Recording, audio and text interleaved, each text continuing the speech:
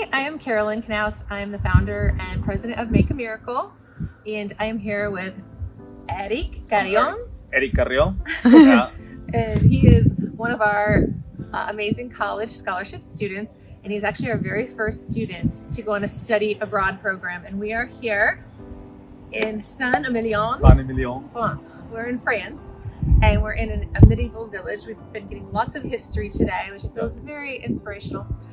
And I'm here to give him support and see how he's doing. And also, very selfishly, I'm very excited to travel back to Europe again after several years of being kind of locked up.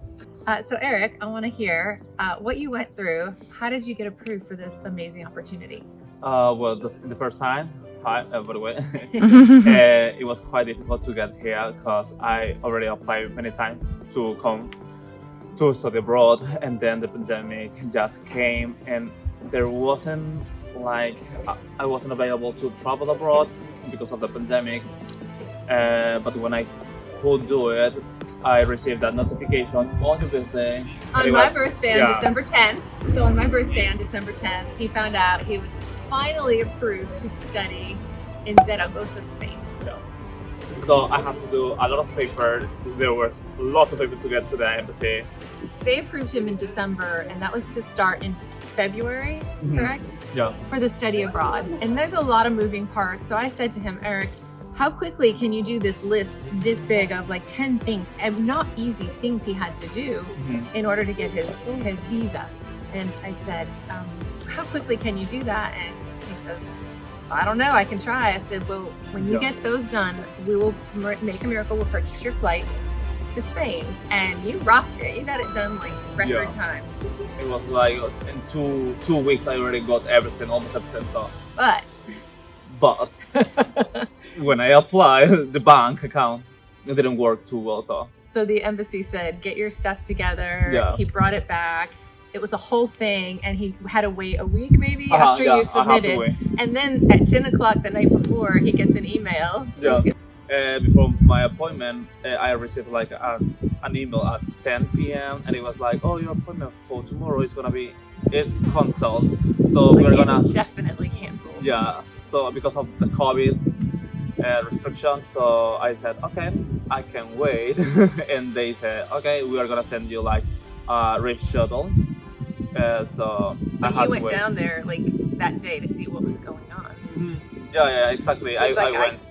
I gotta know, and so he went down, and he was able to get another appointment a few days later. But then still, it was just like they made him wait and wait and wait, and then he went down again. I need to know because my flight's in 2 days. Exactly. And they said we can't do anything, and the next morning they called. Yeah, and they said, called me, your visa was finally ready to pick up on a Friday when his flight was on a Sunday. Yeah. So it was a process. I received the visa on Friday, and it was like, woof. So Erick, how has it been the first 2 months of being in Spain? The first time you've been out of your country, first time you've been away from your family? Oh, well, my feelings were like too high and then too low. It's like mixed feelings because being too far away from my family, I really miss them. But being here also is gonna help me with my career. So besides just having a wonderful time and like meeting new people, how do you see this helping your career in the future?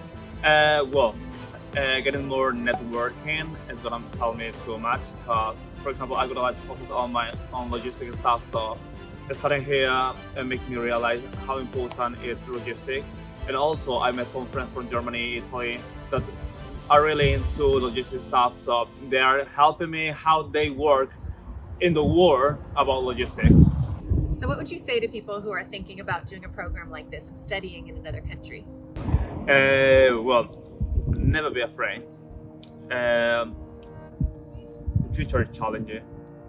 So if you wanna improve your lifestyle, if you wanna improve whatever you want, just go ahead and look for what you really want. Don't be scared about the obstacles, because as I said, there's obstacles and no obstacle can stop you. What's your favorite part about being in Europe, being in a whole new continent?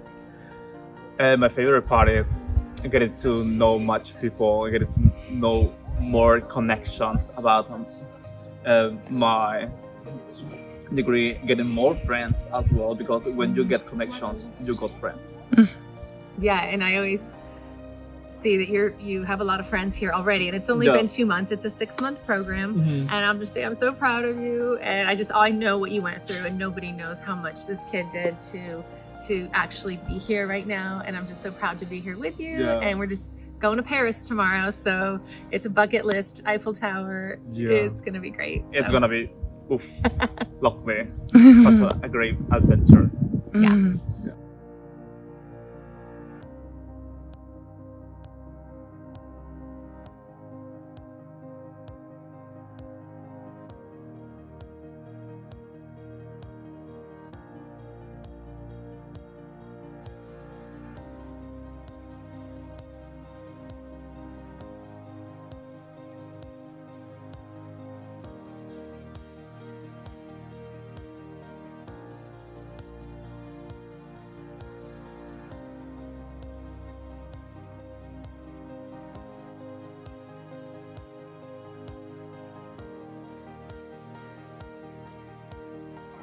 Look at that.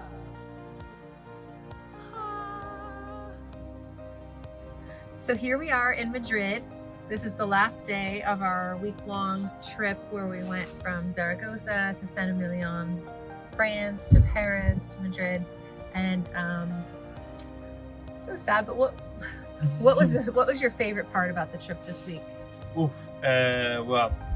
being on the top of the tower, the Eiffel Tower was amazing. It was one of the top of the list, right?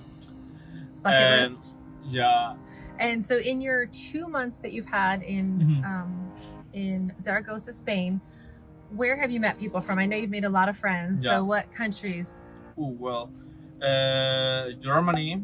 I got friends from Germany, Austria, Netherlands, Italy, Kazakhstan, South Korea, Chile, Portugal, Belgium, France, Mexico as well, Chile. Yeah, Chile. so far. Yeah, Okay.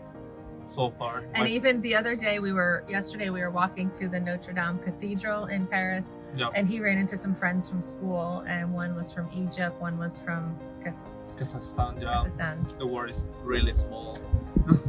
The world is small. Yeah. And so all your contacts you've made, I'm sure you'll keep in touch with. And Yeah, true. Making international exchange, gonna have a lot of connections abroad, and it's gonna be really helpful for making a student abroad. And so you were kind of an experiment. You were our first study abroad student. Do you think we should be continuing this program in the future?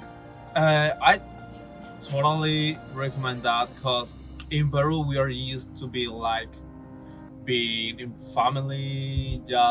We don't tend to get out of the comfort zone, so we just tend to be family with our mother. So being independent here really helped a lot, because it's gonna make you more mature and realize what is really important, and just not waste time, not waste money, and realize that you are gonna think what you really want for your future. Well, this has really been a great week. We have had so much fun, and it's been such a learning experience. We've learned about history and architecture and learned about places we've never heard of. We took cooking class last night from a French chef in her apartment. And we've learned, it's been such a learning experience, but also so much fun, and so good to see you after several months of being away. And I just wish you the best for the rest of your trip, and I hope that this really serves you well in the future. I really appreciate that. I'm really thankful for having you guys here, because being far away from my family, it's really hard. But having you guys here, you are my second family, and that is really important for me. I really appreciate you guys are here. Thanks so much for that. And if you want to travel abroad, don't be afraid.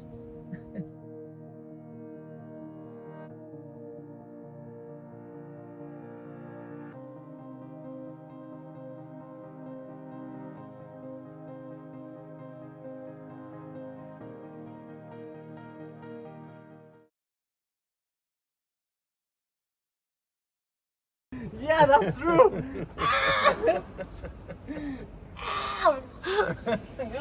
Yeah, come. Ready? Ready? Wait, how you want me to start over? Yeah, start over.